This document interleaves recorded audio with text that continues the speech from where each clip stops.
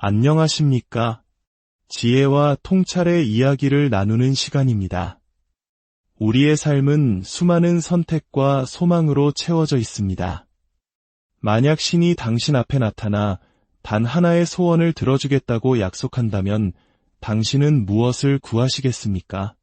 끝없는 부와 명예, 막강한 권력, 혹은 영원과도 같은 긴 생명일까요? 오늘 우리가 함께 떠날 이야기는 바로 이 근원적인 질문에 대한 깊은 울림을 주는 한 젊은 왕의 기도에서 시작됩니다. 본격적인 이야기에 앞서 잠시 시간을 내어 이 지혜의 여정에 동참해 주시길 부탁드립니다.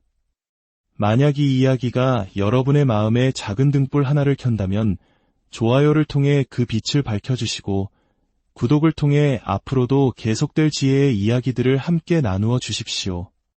여러분의 작은 손길 하나하나가 더 많은 이들에게 선한 영향력을 전하는 거룩한 씨앗이 됩니다. 이 채널을 통해 지혜를 구하는 모든 분들의 삶에 하느님의 은총과 평화가 가득하기를 기도합니다. 자, 이제 고대 이스라엘의 가장 지혜로운 왕 솔로몬의 이야기 속으로 들어가 보겠습니다. 이야기의 배경은 위대한 다윗 왕의 아들 솔로몬이 막 왕위에 오른 직후입니다. 아직 경험도 연륜도 부족한 젊은 청년이었던 솔로몬. 그의 어깨 위에는 한 나라의 운명이라는 실로 감당하기 어려운 무게가 올려져 있었습니다. 아마도 그것은 거대한 기업을 막 물려받은 젊은 후계자나 자신의 첫 프로젝트를 책임지게 된 신입사원이 느끼는 막막함과 두려움에 비견될 수 있을 것입니다. 내가 과연 이 일을 해낼 수 있을까? 수많은 사람들의 삶이 내 판단에 달려 있는데 나는 무엇을 기준으로 삼아야 하는가? 솔로몬은 깊은 고뇌 속에서 하느님께 간절히 기도합니다. 오, 저의 주 하느님, 당신께서는 당신의 종인 저를 왕으로 세우셨습니다. 하지만 저는 너무 어리고 미숙하여 어떻게 행동해야 할지 전혀 알지 못합니다. 이 솔직하고 겸손한 고백을 들어보십시오. 우리 역시 인생의 중요한 기로에서 혹은 새로운 책임을 맡았을 때 이와 같은 무력감을 느끼곤 합니다. 저는 이 일을 감당할 능력이 없는 것 같습니다. 바로 그 순간 솔로몬은 하느님께 간구합니다. 주님, 당신의 종에게 듣는 마음을 주시어 당신의 백성을 올바로 다스리고 선과 악을 분별할 수 있게 해주십시오. 듣는 마음.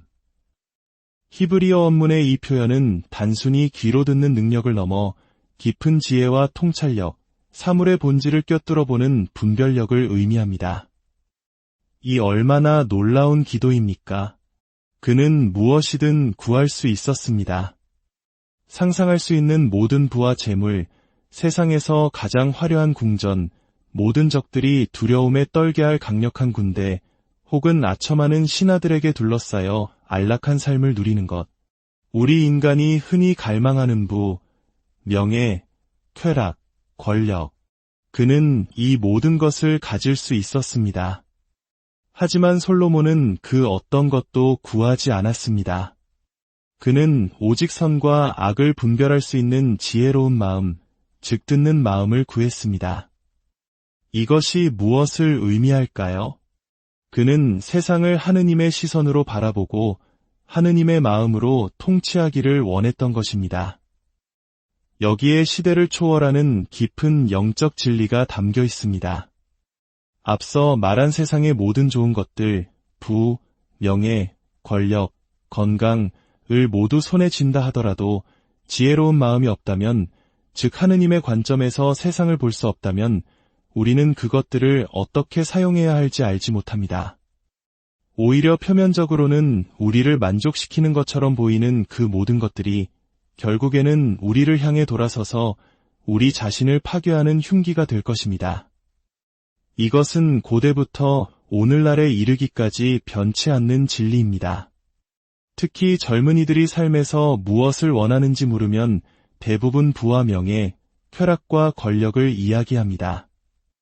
더 좋은 집, 더 멋진 차, 더 많은 돈을 원한다고 말합니다. 하지만 지혜로운 마음이 없다면 그 모든 것들이 도리어 그들을 파멸로 이끌 것입니다. 우리는 역사 속에서 수많은 사례를 보아왔습니다. 너무나 젊은 나이에 세상의 모든 부와 명예를 얻었지만 결국 스스로를 파괴하고만 별들을 기억합니다. 60년대의 전설적인 기타리스트 지미 핸드릭스, 90년대로 음악의 상징이었던 커트 코베인. 그들은 세상의 숭배에 가까운 찬사를 받았지만 그 영광의 무게를 감당할 지혜를 갖추지 못했습니다. 우리 사회에서도 너무 이른 나이에 정상에 올랐다가 길을 잃는 안타까운 이들의 소식을 종종 접하게 됩니다. 그들은 세상의 모든 것을 가졌지만 선과 악을 올바로 분별할 수 있는 지혜로운 마음, 즉 하느님의 시선으로 세상을 바라보는 눈이 없었기에 그들이 쌓아올린 모든 것들이 오히려 그들을 공격하는 무기가 되어버린 것입니다. 이러한 이야기는 현대 대중문화 속에만 있는 것이 아닙니다. 고대의 신화나 문학 작품 속에서도 우리는 같은 경고를 발견합니다. 세상의 모든 지식을 얻는 대가로 영혼을 판 파우스트 박사는 지혜 없는 지식이 얼마나 파괴적인지를 보여줍니다. 손에 닿는 모든 것을 황금으로 바꾸는 능력을 원했던 마이다스 왕의 이야기는 더욱 가슴 아프게 다가옵니다. 그의 소원대로 모든 것이 황금이 되었지만 그가 사랑하는 딸을 안았을 때 딸마저 차가운 황금상으로 변해버리고 말았습니다. 이 아름답고도 슬픈 전설은 세상의 모든 재물을 얻더라도 분별력 있는 지혜로운 마음이 없다면 그 재물이 우리에게 아무런 유익도 주지 못할 뿐만 아니라 오히려 우리를 파괴할 것임을 명확히 보여줍니다. 솔로몬은 바로 이 진리를 알았기에 가장 올바른 것을 구했습니다. 그리고 하느님께서는 그의 기도에 이렇게 응답하십니다. 내가 너 자신을 위해 오래 사는 것이나 부귀영화를 구하지 않고 원수들의 목숨을 구하지도 않고 오직 올바른 것을 분별하는 지혜를 구하였으니 내가 너의 청을 들어주겠다. 성경이 우리에게 가르쳐주는 중요한 진실이 여기 있습니다. 하느님께서는 지혜를 구하는 기도를 결코 외면하지 않으신다는 것입니다. 주님, 세상에서 가장 좋은 스포츠카를 주십시오. 우리 주 그리스도를 통하여 비나이다. 와 같은 어리석은 기도는 의미가 없습니다. 하지만 주님, 저에게 지혜로운 마음을 주십시오. 당신의 눈으로 세상을 보게 해주십시오. 예수님의 이름으로 기도합니다. 라는 기도는 하느님께서 결코 거절하지 않으실 좋은 기도입니다. 예수님께서는 당신께 청하는 이에게 성령 주시기를 마다하지 않으실 것이라고 약속하셨습니다. 우리에게 항상 좋은 것은 바로 성령, 즉 하느님의 영이며 지혜입니다. 그것을 구하십시오. 그러면 반드시 받게 될 것입니다. 가톨릭 신학의 거장 성 토마스 아퀴나스에게도 비슷한 일화가 있습니다.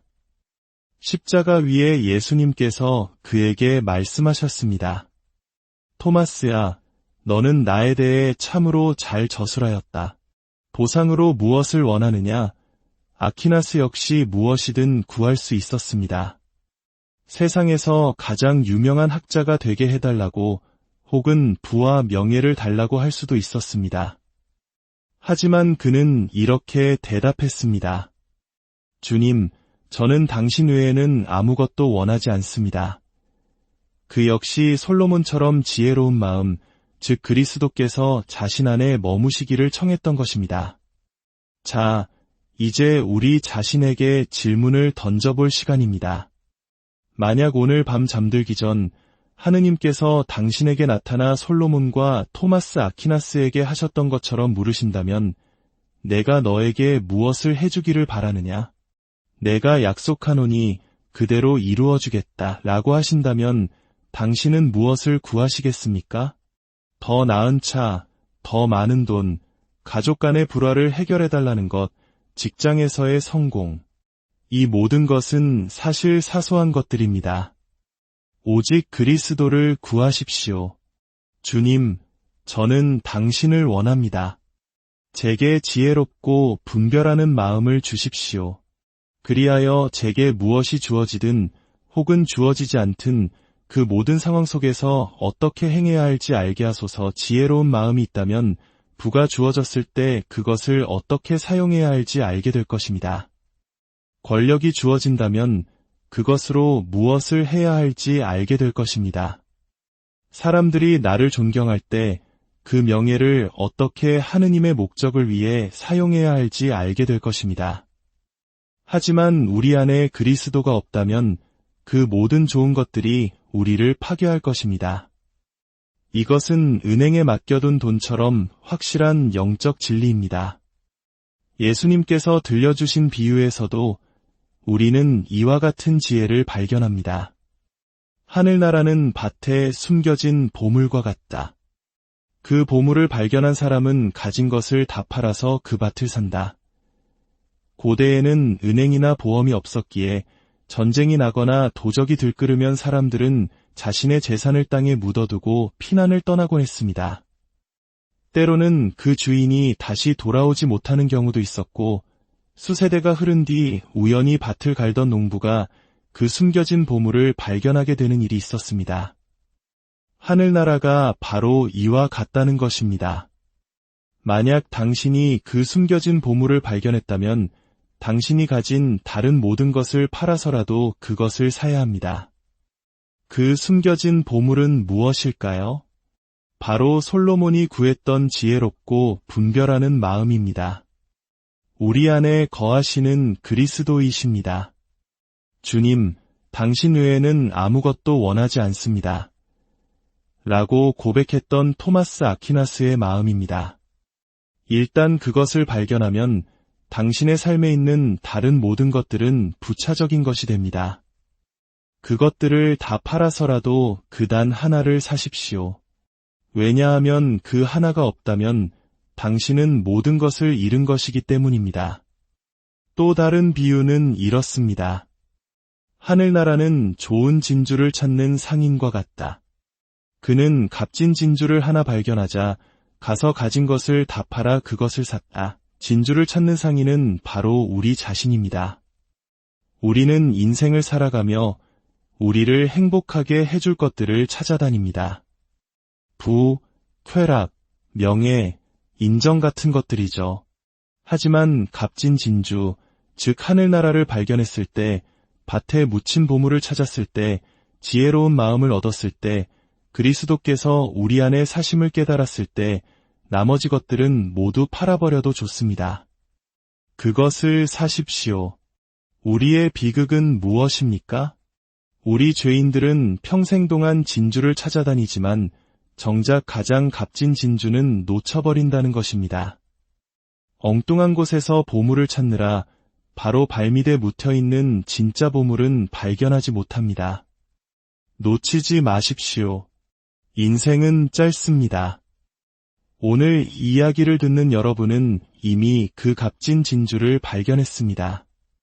들을 귀와 볼 눈이 있다면 오늘 이 말씀 속에서 그 보물을 발견한 것입니다. 그것을 찾았다면 다른 모든 것을 팔아서라도 당신의 행복을 위해서 그리고 하느님을 위해서 반드시 그것을 사십시오. 이 지혜는 우리를 또 다른 신비로운 차원으로 안내합니다. 바로 예수님의 거룩한 변모 사건입니다. 제자들은 어느 날 스승인 예수님께서 기도하시는 동안 그 모습이 변하고 옷이 눈부시게 휘어지는 경이로운 광경을 목격합니다. 이는 예수님의 가장 깊은 정체성, 즉 그분 안에 계신 하느님의 신성이 그분의 인간적인 모습을 통해 찬란하게 빛을 발하는 순간이었습니다. 신학자 성 토마스 아퀴나스는 이 거룩한 변모 사건의 목적이 고되고 힘든 여정을 걷고 있던 제자들에게 그들이 따르는 분이 누구이며 그 여정의 최종 목적지가 어디인지를 잠시나마 엿보게 해주기 위함이었다고 설명합니다. 그리고 감히 꿈꿔본다면 그것은 바로 우리를 위해 예비된 미래의 모습이기도 합니다. 사도 바오로가 말했듯이 우리의 비천한 몸도 그분의 영광스러운 몸처럼 변화될 것이라는 희망의 메시지입니다. 우리가 이야기하고 있는 것은 바로 하늘나라에서의 영광스러운 몸, 영적 삶의 궁극적인 목표입니다. 성 토마스 아퀴나스는 이 영광스러운 몸이 몇 가지 특성을 지닌다고 설명했습니다. 첫째는 동일성입니다. 천국에서의 우리의 몸은 지금의 몸과 근본적으로 연속성을 가집니다. 즉, 나라는 존재는 그대로 유지됩니다. 하지만 마치 애벌레가 화려한 나비로 변모하듯 상상할 수 없을 정도로 완벽하고 높은 차원으로 변화된 나일 것입니다. 둘째는 온전성입니다. 영광스러운 몸은 그 능력이 최고조에 달한 상태이며 완전한 통합을 이룹니다. 나이가 들면서 힘이 약해지고 능력을 잃어가는 이 세상의 삶과는 달리 천국에서는 우리의 모든 능력이 가장 완벽한 상태로 유지됩니다. 셋째는 불변성입니다. 한번 얻은 완전함은 결코 변하거나 줄어들지 않습니다. 우리는 그 완전한 상태를 영원히 유지하게 됩니다. 넷째는 신속성입니다. 우리의 몸이 영혼의 뜻에 완벽하고 즉각적으로 반응하는 능력입니다. 지금 우리는 상상하는 모든 것을 육신으로 구현할 수 없지만 천국에서는 우리의 의지와 상상이 가장 자유롭게 즉각적으로 실현될 것입니다.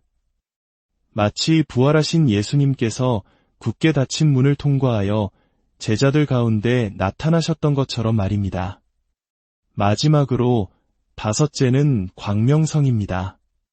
부활한 몸은 하느님의 거룩함으로 빛이 납니다.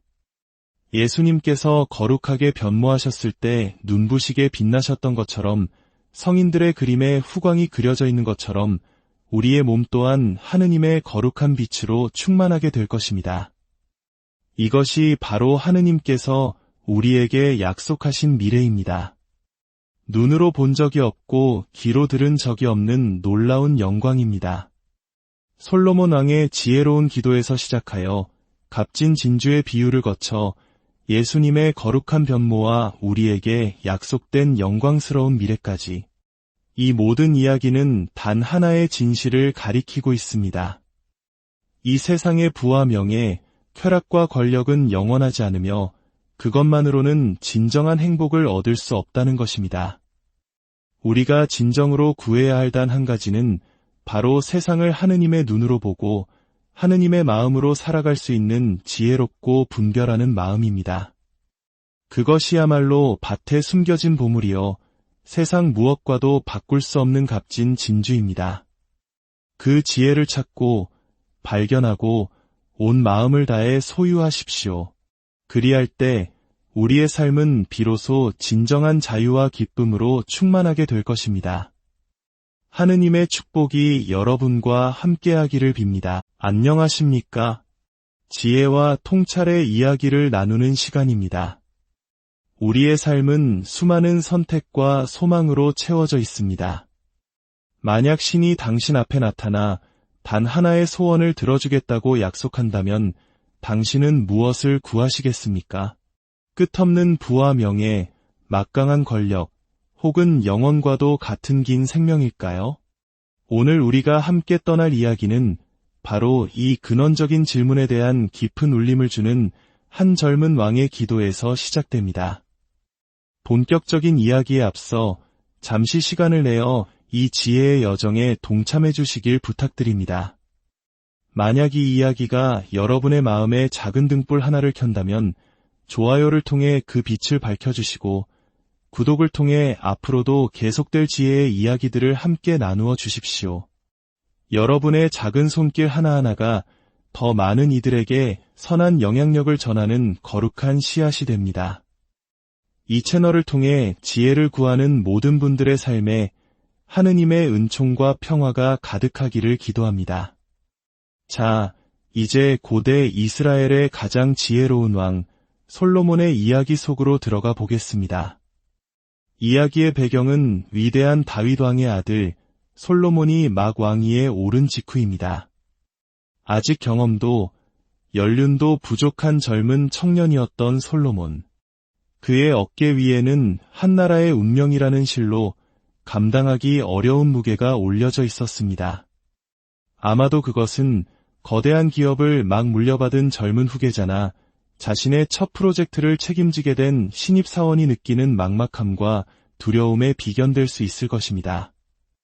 내가 과연 이 일을 해낼 수 있을까? 수많은 사람들의 삶이 내 판단에 달려 있는데 나는 무엇을 기준으로 삼아야 하는가? 솔로몬은 깊은 고뇌 속에서 하느님께 간절히 기도합니다. 오, 저의 주 하느님, 당신께서는 당신의 종인 저를 왕으로 세우셨습니다. 하지만 저는 너무 어리고 미숙하여 어떻게 행동해야 할지 전혀 알지 못합니다. 이 솔직하고 겸손한 고백을 들어보십시오. 우리 역시 인생의 중요한 기로에서 혹은 새로운 책임을 맡았을 때 이와 같은 무력감을 느끼곤 합니다. 저는 이 일을 감당할 능력이 없는 것 같습니다. 바로 그 순간 솔로몬은 하느님께 간구합니다. 주님, 당신의 종에게 듣는 마음을 주시어 당신의 백성을 올바로 다스리고 선과 악을 분별할 수 있게 해주십시오. 듣는 마음. 히브리어 원문의 이 표현은 단순히 귀로 듣는 능력을 넘어 깊은 지혜와 통찰력, 사물의 본질을 꿰뚫어 보는 분별력을 의미합니다. 이 얼마나 놀라운 기도입니까? 그는 무엇이든 구할 수 있었습니다. 상상할 수 있는 모든 부와 재물, 세상에서 가장 화려한 궁전, 모든 적들이 두려움에 떨게 할 강력한 군대, 혹은 아첨하는 신하들에게 둘러싸여 안락한 삶을 누리는 것. 우리 인간이 흔히 갈망하는 부, 명예, 쾌락, 권력. 그는 이 모든 것을 가질 수 있었습니다. 하지만 솔로몬은 그 어떤 것도 구하지 않았습니다. 그는 오직 선과 악을 분별할 수 있는 지혜로운 마음, 즉 듣는 마음을 구했습니다. 이것이 무엇을 의미할까요? 그는 세상을 하느님의 시선으로 바라보고 하느님의 마음으로 통치하기를 원했던 것입니다. 여기에 시대를 초월하는 깊은 영적 진리가 담겨 있습니다. 앞서 말한 세상의 모든 좋은 것들, 부, 명예, 권력, 건강을 모두 손에 쥔다 하더라도 지혜로운 마음이 없다면, 즉 하느님의 관점에서 세상을 볼 수 없다면 우리는 그것들을 어떻게 사용해야 할지 알지 못합니다. 오히려 표면적으로는 우리를 만족시키는 것처럼 보이는 그 모든 것들이 결국에는 우리를 향해 돌아서서 우리 자신을 파괴하는 흉기가 될 것입니다. 이것은 고대부터 오늘날에 이르기까지 변치 않는 진리입니다. 특히 젊은이들이 삶에서 무엇을 원하는지 물으면 대부분 부와 명예, 쾌락과 권력을 이야기합니다. 더 좋은 집, 더 멋진 차, 더 많은 돈을 원한다고 말합니다. 하지만 지혜로운 마음이 없다면 그 모든 것들이 도리어 그들을 파멸로 이끌 것입니다. 우리는 역사 속에서 수많은 사례를 보아왔습니다. 너무나 젊은 나이에 세상의 모든 부와 명예를 얻었지만 결국 스스로를 파괴하고만 별들을 기억합니다. 60년대의 전설적인 기타리스트 지미 핸드릭스, 90년대 록 음악의 상징이었던 커트 코베인. 그들은 세상의 숭배에 가까운 찬사를 받았지만 그 영광의 무게를 감당할 지혜를 갖추지 못했습니다. 우리 사회에서도 너무 이른 나이에 정상에 올랐다가 길을 잃는 안타까운 이들의 소식을 종종 접하게 됩니다. 그들은 세상의 모든 것을 가졌지만 선과 악을 올바로 분별할 수 있는 지혜로운 마음, 즉 하느님의 시선으로 세상을 바라보는 눈이 없었기에 그들이 쌓아올린 모든 것들이 오히려 그들을 공격하는 무기가 되어버린 것입니다. 이러한 이야기는 현대 대중문화 속에만 있는 것이 아닙니다. 고대의 신화나 문학 작품 속에서도 우리는 같은 경고를 발견합니다. 세상의 모든 지식을 얻는 대가로 영혼을 판 파우스트 박사는 지혜 없는 지식이 얼마나 파괴적인지를 보여줍니다. 손에 닿는 모든 것을 황금으로 바꾸는 능력을 원했던 마이다스 왕의 이야기는 더욱 가슴 아프게 다가옵니다. 그의 소원대로 모든 것이 황금이 되었지만 그가 사랑하는 딸을 안았을 때 딸마저 차가운 황금상으로 변해버리고 말았습니다. 이 아름답고도 슬픈 전설은 세상의 모든 재물을 얻더라도 분별력 있는 지혜로운 마음이 없다면 그 재물이 우리에게 아무런 유익도 주지 못할 뿐만 아니라 오히려 우리를 파괴할 것임을 명확히 보여줍니다. 솔로몬은 바로 이 진리를 알았기에 가장 올바른 것을 구했습니다. 그리고 하느님께서는 그의 기도에 이렇게 응답하십니다. 내가 너 자신을 위해 오래 사는 것이나 부귀영화를 구하지 않고 원수들의 목숨을 구하지도 않고 오직 올바른 것을 분별하는 지혜를 구하였으니 내가 너의 청을 들어주겠다. 성경이 우리에게 가르쳐주는 중요한 진실이 여기 있습니다. 하느님께서는 지혜를 구하는 기도를 결코 외면하지 않으신다는 것입니다. 주님, 세상에서 가장 좋은 스포츠카를 주십시오. 우리 주 그리스도를 통하여 비나이다. 와 같은 어리석은 기도는 의미가 없습니다. 하지만 주님, 저에게 지혜로운 마음을 주십시오. 당신의 눈으로 세상을 보게 해주십시오. 예수님의 이름으로 기도합니다. 라는 기도는 하느님께서 결코 거절하지 않으실 좋은 기도입니다. 예수님께서는 당신께 청하는 이에게 성령 주시기를 마다하지 않으실 것이라고 약속하셨습니다. 우리에게 항상 좋은 것은 바로 성령, 즉 하느님의 영이며 지혜입니다. 그것을 구하십시오. 그러면 반드시 받게 될 것입니다. 가톨릭 신학의 거장 성 토마스 아퀴나스에게도 비슷한 일화가 있습니다. 십자가 위에 예수님께서 그에게 말씀하셨습니다. 토마스야, 너는 나에 대해 참으로 잘 저술하였다. 보상으로 무엇을 원하느냐? 아퀴나스 역시 무엇이든 구할 수 있었습니다. 세상에서 가장 유명한 학자가 되게 해달라고 혹은 부와 명예를 달라고 할 수도 있었습니다. 하지만 그는 이렇게 대답했습니다. 주님, 저는 당신 외에는 아무것도 원하지 않습니다. 그 역시 솔로몬처럼 지혜로운 마음, 즉 그리스도께서 자신 안에 머무시기를 청했던 것입니다. 자, 이제 우리 자신에게 질문을 던져볼 시간입니다. 만약 오늘 밤 잠들기 전 하느님께서 당신에게 나타나 솔로몬과 토마스 아퀴나스에게 하셨던 것처럼 물으신다면 내가 너에게 무엇을 해주기를 바라느냐? 내가 약속하노니 그대로 이루어주겠다 라고 하신다면 당신은 무엇을 구하시겠습니까? 더 나은 차, 더 많은 돈, 가족 간의 불화를 해결해달라는 것, 직장에서의 성공. 이 모든 것은 사실 사소한 것들입니다. 오직 그리스도를 구하십시오. 주님, 저는 당신을 원합니다. 제게 지혜롭고 분별하는 마음을 주십시오.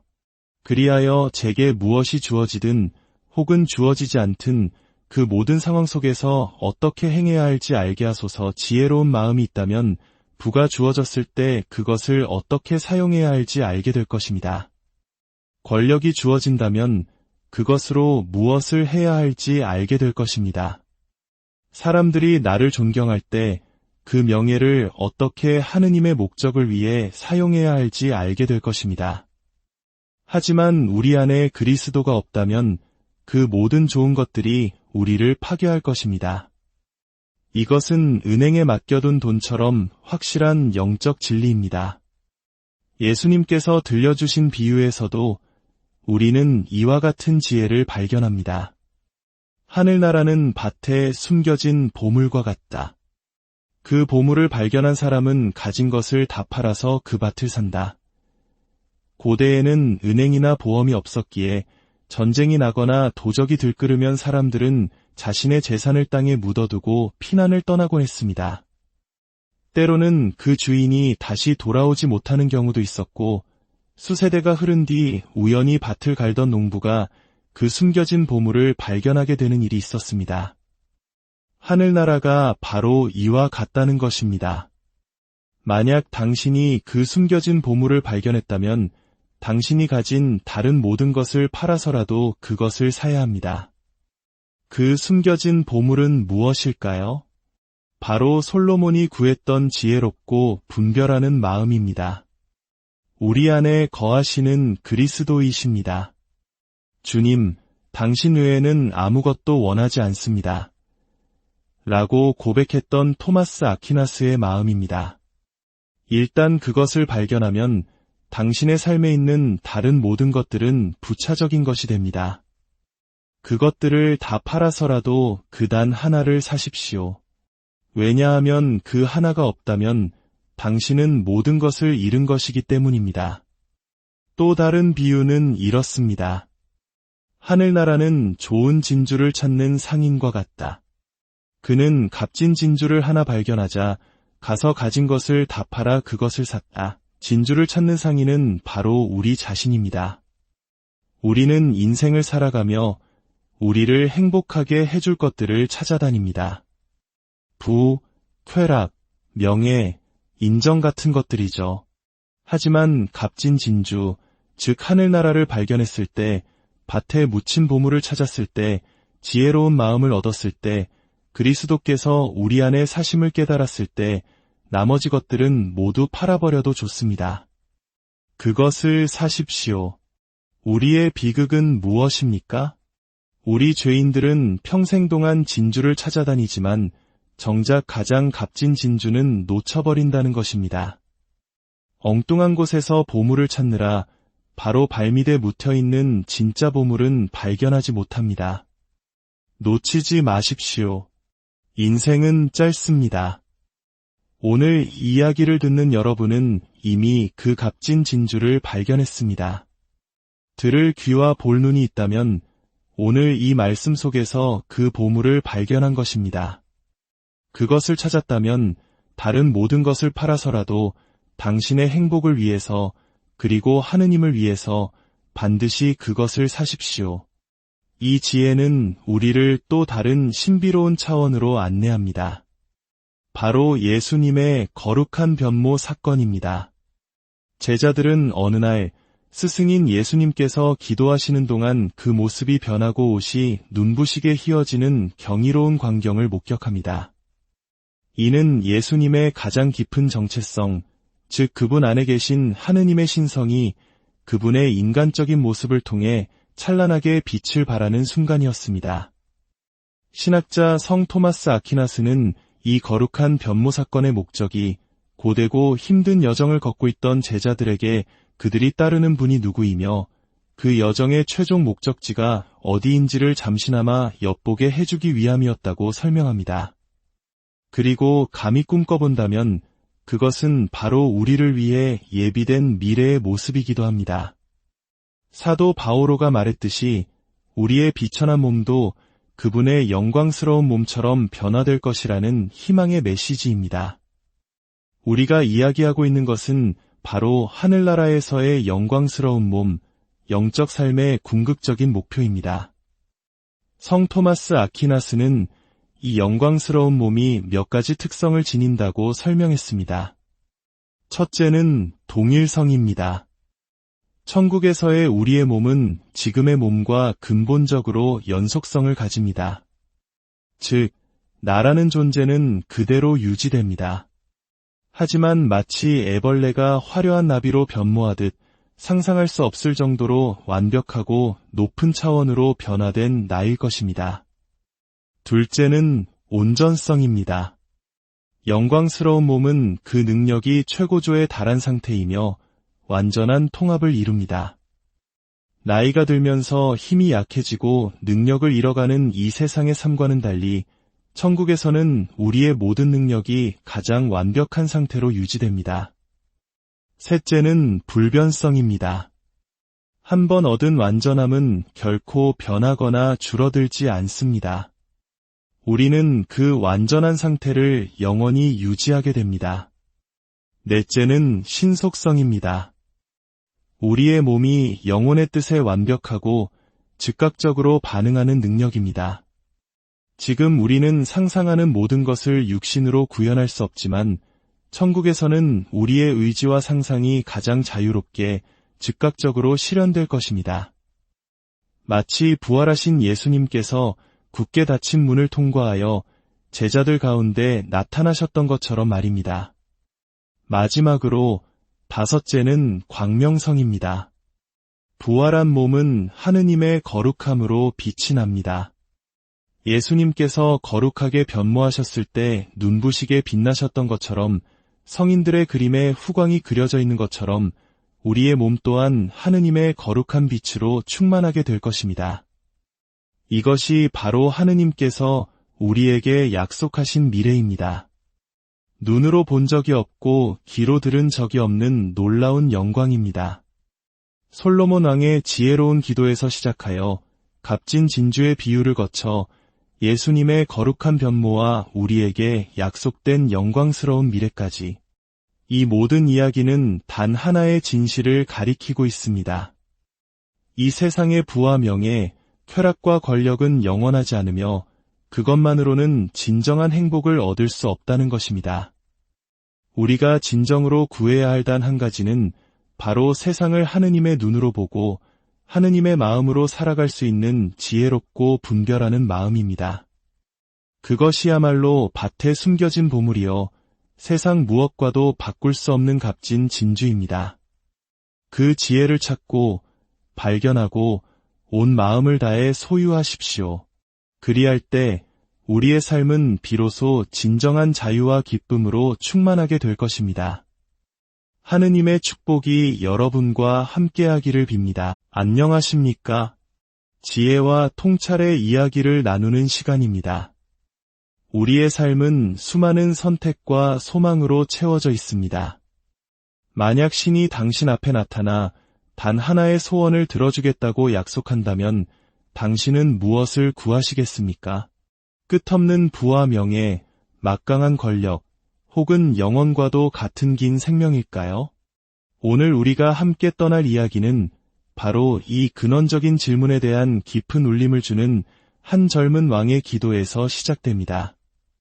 본격적인 이야기에 앞서 잠시 시간을 내어 이 지혜의 여정에 동참해 주시길 부탁드립니다.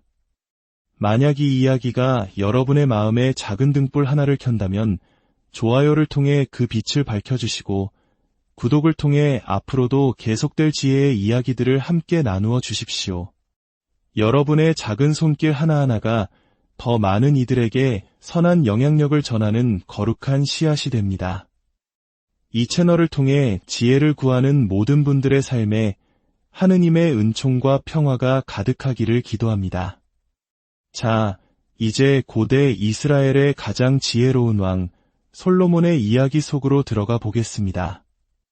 이야기의 배경은 위대한 다윗 왕의 아들 솔로몬이 막 왕위에 오른 직후입니다. 아직 경험도 연륜도 부족한 젊은 청년이었던 솔로몬. 그의 어깨 위에는 한나라의 운명이라는 실로 감당하기 어려운 무게가 올려져 있었습니다. 아마도 그것은 거대한 기업을 막 물려받은 젊은 후계자나 자신의 첫 프로젝트를 책임지게 된 신입사원이 느끼는 막막함과 두려움에 비견될 수 있을 것입니다. 내가 과연 이 일을 해낼 수 있을까? 수많은 사람들의 삶이 내 판단에 달려 있는데 나는 무엇을 기준으로 삼아야 하는가? 솔로몬은 깊은 고뇌 속에서 하느님께 간절히 기도합니다. 오, 저의 주 하느님!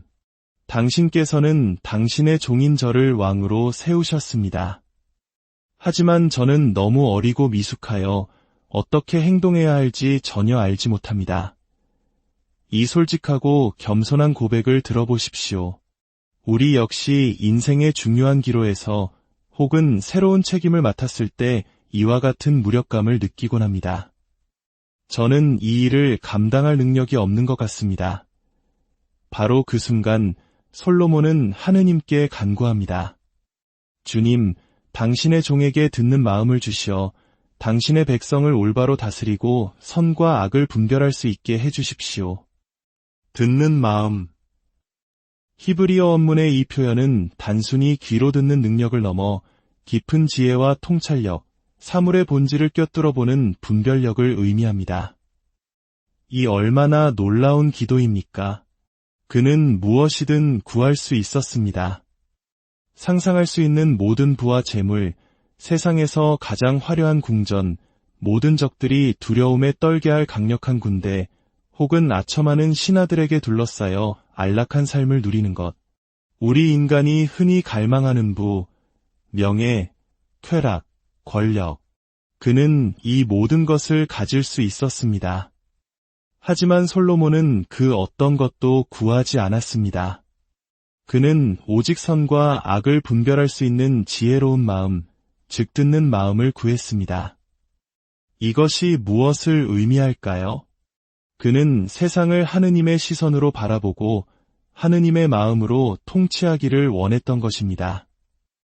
여기에 시대를 초월하는 깊은 영적 진리가 담겨 있습니다. 앞서 말한 세상의 모든 좋은 것들, 부, 명예, 권력, 건강을 모두 손에 쥔다 하더라도 지혜로운 마음이 없다면, 즉 하느님의 관점에서 세상을 볼 수 없다면 우리는 그것들을 어떻게 사용해야 할지 알지 못합니다. 오히려 표면적으로는 우리를 만족시키는 것처럼 보이는 그 모든 것들이 결국에는 우리를 향해 돌아서서 우리 자신을 파괴하는 흉기가 될 것입니다. 이것은 고대부터 오늘날에 이르기까지 변치 않는 진리입니다. 특히 젊은이들이 삶에서 무엇을 원하는지 물으면 대부분 부와 명예, 쾌락과 권력을 이야기합니다. 더 좋은 집, 더 멋진 차, 더 많은 돈을 원한다고 말합니다. 하지만 지혜로운 마음이 없다면 그 모든 것들이 도리어 그들을 파멸로 이끌 것입니다. 우리는 역사 속에서 수많은 사례를 보아왔습니다. 너무나 젊은 나이에 세상의 모든 부와 명예를 얻었지만 결국 스스로를 파괴하고만 별들을 기억합니다. 60년대의 전설적인 기타리스트 지미 핸드릭스, 90년대로 음악의 상징이었던 커트 코베인. 그들은 세상의 숭배에 가까운 찬사를 받았지만 그 영광의 무게를 감당할 지혜를 갖추지 못했습니다. 우리 사회에서도 너무 이른 나이에 정상에 올랐다가 길을 잃는 안타까운 이들의 소식을 종종 접하게 됩니다. 그들은 세상의 모든 것을 가졌지만 선과 악을 올바로 분별할 수 있는 지혜로운 마음, 즉 하느님의 시선으로 세상을 바라보는 눈이 없었기에 그들이 쌓아올린 모든 것들이 오히려 그들을 공격하는 무기가 되어버린 것입니다. 이러한 이야기는 현대 대중문화 속에만 있는 것이 아닙니다. 고대의 신화나 문학 작품 속에서도 우리는 같은 경고를 발견합니다. 세상의 모든 지식을 얻는 대가로 영혼을 판 파우스트 박사는 지혜 없는 지식이 얼마나 파괴적인지를 보여줍니다. 손에 닿는 모든 것을 황금으로 바꾸는 능력을 원했던 마이다스 왕의 이야기는 더욱 가슴 아프게 다가옵니다. 그의 소원대로 모든 것이 황금이 되었지만 그가 사랑하는 딸을 안았을 때 딸마저 차가운 황금상으로 변해버리고 말았습니다.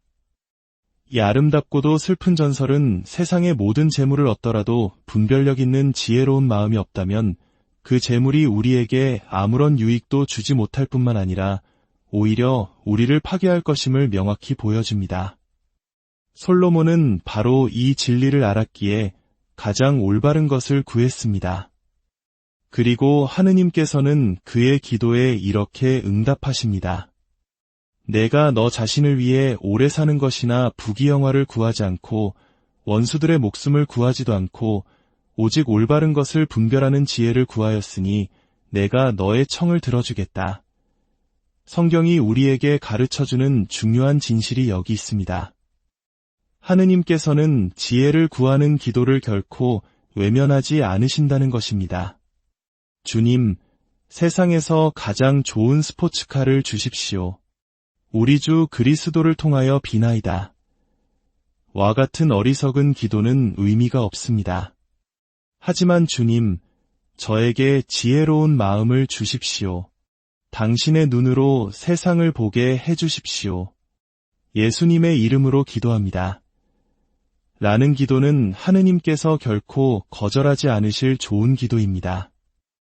예수님께서는 당신께 청하는 이에게 성령 주시기를 마다하지 않으실 것이라고 약속하셨습니다. 우리에게 항상 좋은 것은 바로 성령, 즉 하느님의 영이며 지혜입니다. 그것을 구하십시오. 그러면 반드시 받게 될 것입니다.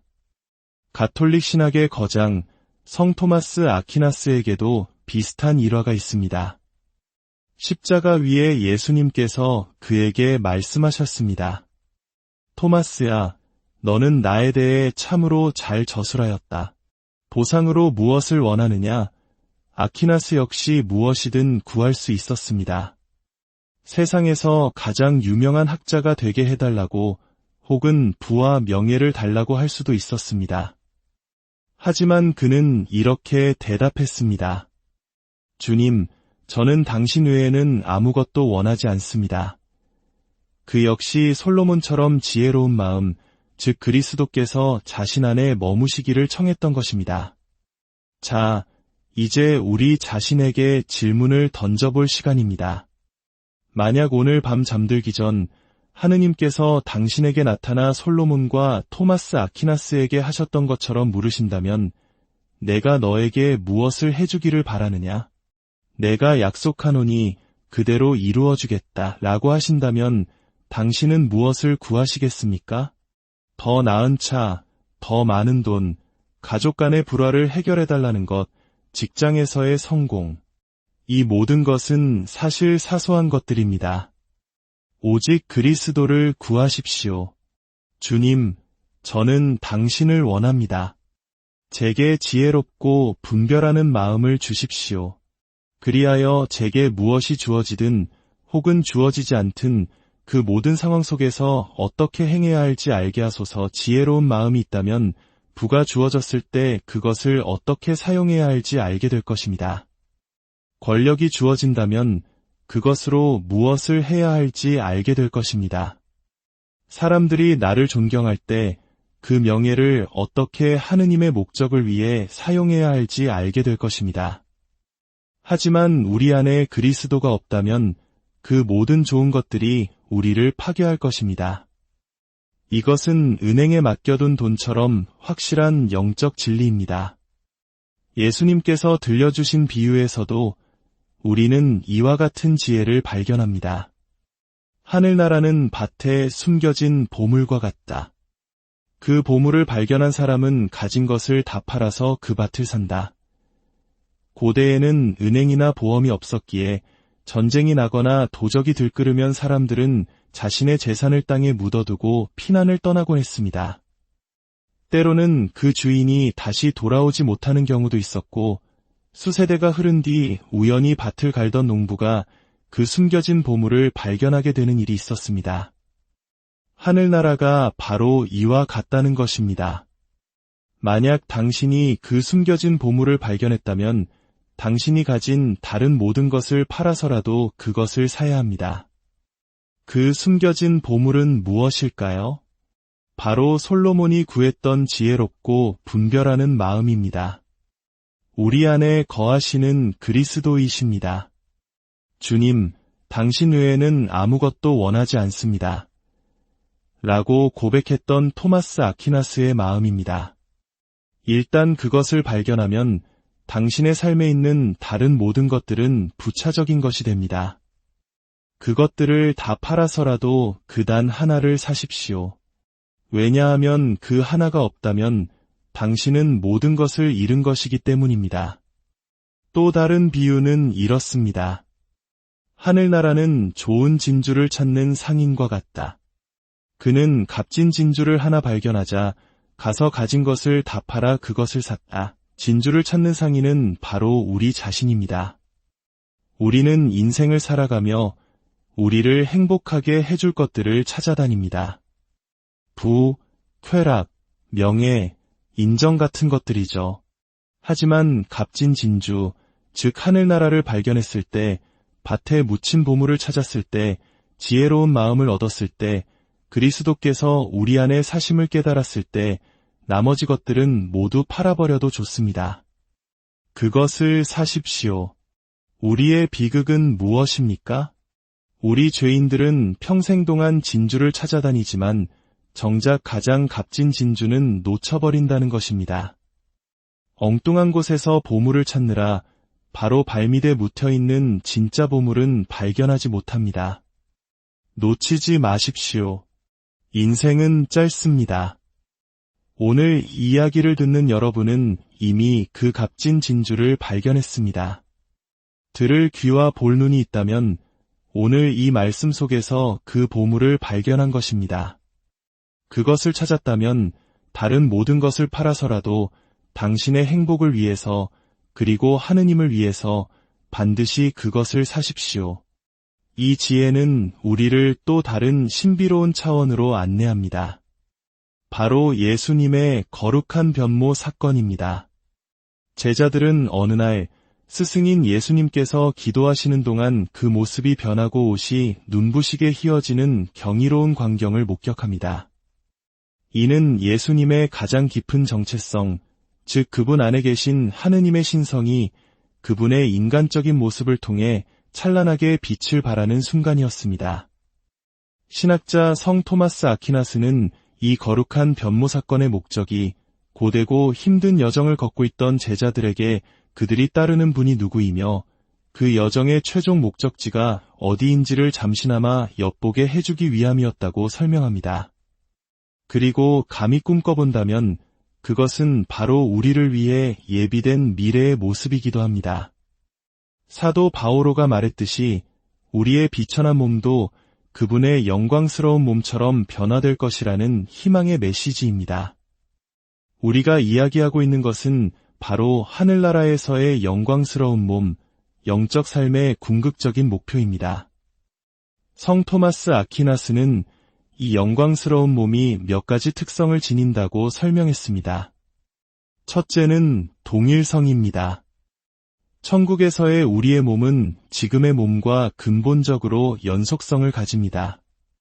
즉, 나라는 존재는 그대로 유지됩니다. 하지만 마치 애벌레가 화려한 나비로 변모하듯 상상할 수 없을 정도로 완벽하고 높은 차원으로 변화된 나일 것입니다. 둘째는 온전성입니다. 영광스러운 몸은 그 능력이 최고조에 달한 상태이며 완전한 통합을 이룹니다.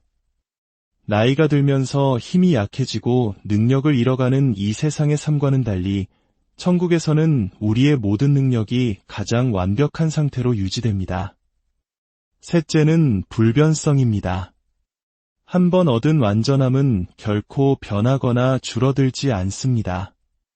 우리는 그 완전한 상태를 영원히 유지하게 됩니다. 넷째는 신속성입니다. 우리의 몸이 영혼의 뜻에 완벽하고 즉각적으로 반응하는 능력입니다. 지금 우리는 상상하는 모든 것을 육신으로 구현할 수 없지만 천국에서는 우리의 의지와 상상이 가장 자유롭게 즉각적으로 실현될 것입니다. 마치 부활하신 예수님께서 굳게 닫힌 문을 통과하여 제자들 가운데 나타나셨던 것처럼 말입니다. 마지막으로 다섯째는 광명성입니다. 부활한 몸은 하느님의 거룩함으로 빛이 납니다. 예수님께서 거룩하게 변모하셨을 때 눈부시게 빛나셨던 것처럼 성인들의 그림에 후광이 그려져 있는 것처럼 우리의 몸 또한 하느님의 거룩한 빛으로 충만하게 될 것입니다. 이것이 바로 하느님께서 우리에게 약속하신 미래입니다. 눈으로 본 적이 없고 귀로 들은 적이 없는 놀라운 영광입니다. 솔로몬 왕의 지혜로운 기도에서 시작하여 값진 진주의 비유를 거쳐 예수님의 거룩한 변모와 우리에게 약속된 영광스러운 미래까지 이 모든 이야기는 단 하나의 진실을 가리키고 있습니다. 이 세상의 부와 명예, 쾌락과 권력은 영원하지 않으며 그것만으로는 진정한 행복을 얻을 수 없다는 것입니다. 우리가 진정으로 구해야 할 단 한 가지는 바로 세상을 하느님의 눈으로 보고 하느님의 마음으로 살아갈 수 있는 지혜롭고 분별하는 마음입니다. 그것이야말로 밭에 숨겨진 보물이요 세상 무엇과도 바꿀 수 없는 값진 진주입니다. 그 지혜를 찾고 발견하고 온 마음을 다해 소유하십시오. 그리할 때 우리의 삶은 비로소 진정한 자유와 기쁨으로 충만하게 될 것입니다. 하느님의 축복이 여러분과 함께하기를 빕니다. 안녕하십니까? 지혜와 통찰의 이야기를 나누는 시간입니다. 우리의 삶은 수많은 선택과 소망으로 채워져 있습니다. 만약 신이 당신 앞에 나타나 단 하나의 소원을 들어주겠다고 약속한다면 당신은 무엇을 구하시겠습니까? 끝없는 부와 명예, 막강한 권력, 혹은 영원과도 같은 긴 생명일까요? 오늘 우리가 함께 떠날 이야기는 바로 이 근원적인 질문에 대한 깊은 울림을 주는 한 젊은 왕의 기도에서 시작됩니다. 본격적인 이야기에 앞서 잠시 시간을 내어 이 지혜의 여정에 동참해 주시길 부탁드립니다. 만약 이 이야기가 여러분의 마음에 작은 등불 하나를 켠다면 좋아요를 통해 그 빛을 밝혀주시고 구독을 통해 앞으로도 계속될 지혜의 이야기들을 함께 나누어 주십시오. 여러분의 작은 손길 하나하나가 더 많은 이들에게 선한 영향력을 전하는 거룩한 씨앗이 됩니다. 이 채널을 통해 지혜를 구하는 모든 분들의 삶에 하느님의 은총과 평화가 가득하기를 기도합니다. 자, 이제 고대 이스라엘의 가장 지혜로운 왕 솔로몬의 이야기 속으로 들어가 보겠습니다. 이야기의 배경은 위대한 다윗 왕의 아들 솔로몬이 막 왕위에 오른 직후입니다. 아직 경험도 연륜도 부족한 젊은 청년이었던 솔로몬. 그의 어깨 위에는 한나라의 운명이라는 실로 감당하기 어려운 무게가 올려져 있었습니다. 아마도 그것은 거대한 기업을 막 물려받은 젊은 후계자나 자신의 첫 프로젝트를 책임지게 된 신입사원이 느끼는 막막함과 두려움에 비견될 수 있을 것입니다. 내가 과연 이 일을 해낼 수 있을까? 수많은 사람들의 삶이 내 판단에 달려 있는데 나는 무엇을 기준으로 삼아야 하는가? 솔로몬은 깊은 고뇌 속에서 하느님께 간절히 기도합니다. 오, 저의 주 하느님, 당신께서는 당신의 종인 저를 왕으로 세우셨습니다. 하지만 저는 너무 어리고 미숙하여 어떻게 행동해야 할지 전혀 알지 못합니다. 이 솔직하고 겸손한 고백을 들어보십시오. 우리 역시 인생의 중요한 기로에서 혹은 새로운 책임을 맡았을 때 이와 같은 무력감을 느끼곤 합니다. 저는 이 일을 감당할 능력이 없는 것 같습니다. 바로 그 순간 솔로몬은 하느님께 간구합니다. 주님, 당신의 종에게 듣는 마음을 주시어 당신의 백성을 올바로 다스리고 선과 악을 분별할 수 있게 해주십시오. 듣는 마음. 히브리어 원문의 이 표현은 단순히 귀로 듣는 능력을 넘어 깊은 지혜와 통찰력, 사물의 본질을 꿰뚫어 보는 분별력을 의미합니다. 이 얼마나 놀라운 기도입니까? 그는 무엇이든 구할 수 있었습니다. 상상할 수 있는 모든 부와 재물, 세상에서 가장 화려한 궁전, 모든 적들이 두려움에 떨게 할 강력한 군대, 혹은 아첨하는 신하들에게 둘러싸여 안락한 삶을 누리는 것. 우리 인간이 흔히 갈망하는 부, 명예, 쾌락, 권력. 그는 이 모든 것을 가질 수 있었습니다. 하지만 솔로몬은 그 어떤 것도 구하지 않았습니다. 그는 오직 선과 악을 분별할 수 있는 지혜로운 마음, 즉 듣는 마음을 구했습니다. 이것이 무엇을 의미할까요? 그는 세상을 하느님의 시선으로 바라보고 하느님의 마음으로 통치하기를 원했던 것입니다. 여기에 시대를 초월하는 깊은 영적 진리가 담겨 있습니다. 앞서 말한 세상의 모든 좋은 것들, 부, 명예, 권력, 건강을 모두 손에 쥔다 하더라도 지혜로운 마음이 없다면, 즉 하느님의 관점에서 세상을 볼 수 없다면 우리는 그것들을 어떻게 사용해야 할지 알지 못합니다. 오히려 표면적으로는 우리를 만족시키는 것처럼 보이는 그 모든 것들이 결국에는 우리를 향해 돌아서서 우리 자신을 파괴하는 흉기가 될 것입니다. 이것은 고대부터 오늘날에 이르기까지 변치 않는 진리입니다. 특히 젊은이들이 삶에서 무엇을 원하는지 물으면 대부분 부와 명예, 쾌락과 권력을 이야기합니다. 더 좋은 집, 더 멋진 차, 더 많은 돈을 원한다고 말합니다. 하지만 지혜로운 마음이 없다면 그 모든 것들이 도리어 그들을 파멸로 이끌 것입니다. 우리는 역사 속에서 수많은 사례를 보아왔습니다. 너무나 젊은 나이에 세상의 모든 부와 명예를 얻었지만